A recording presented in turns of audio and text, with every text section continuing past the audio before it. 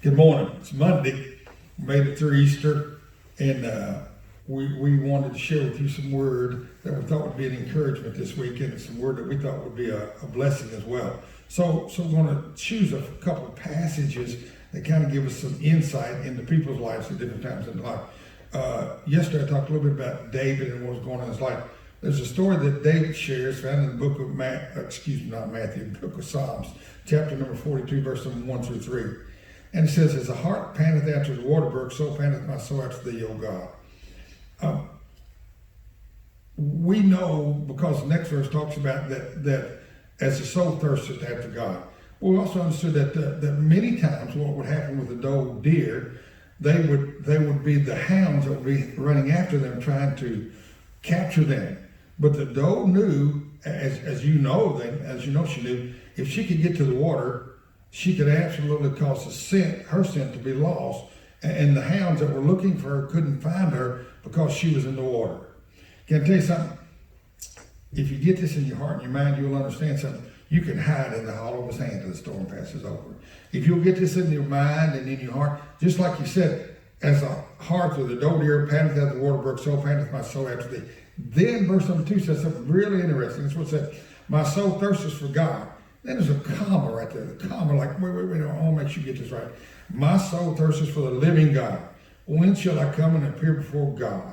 Can I tell you this? There are a lot of gods in this world. Surely you know that. And surely I'm not going to go on all the details, but some of the gods are riches and some other, all kinds of gods, right? And many people find themselves locked in and blocked into some kind of god of perversion that's absolutely destroying their life. But what the writer said, what David said is, I know there's a lot of gods, but I want the living God. I want the God that answers by fire. I want the God that answers by wind or rain. I want the living God to minister to my life. I've tried all the other gods in the world, and David made a buku of mistakes. But you know one thing David never did is he never lost his love for God. Even in all the mistakes he made, the Bible said that he was a man after God's own heart. So he was not perfect. He didn't have his act together many times, but on this occasion he does. He realized, wait a minute, wait. There are a lot of gods, but there's only one living God, and I'm going to go to the living God. And verse number 3 said, "My tears have been my meat day and night, while they continually say unto me, where is thy God?"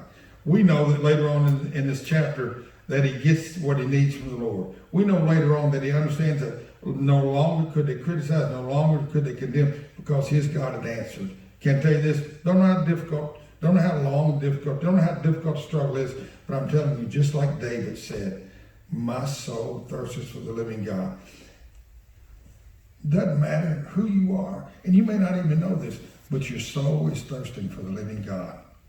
So remember, you can try all the gods out there you want to try. They're not going to fulfill. They're not going to satisfy. But when you understand the living God wants to minister to you, it'll change your life. Not just today, not just this week, but it'll change your life. Let me encourage you. Come tomorrow. We're going to talk more about finding a living God. Thank you.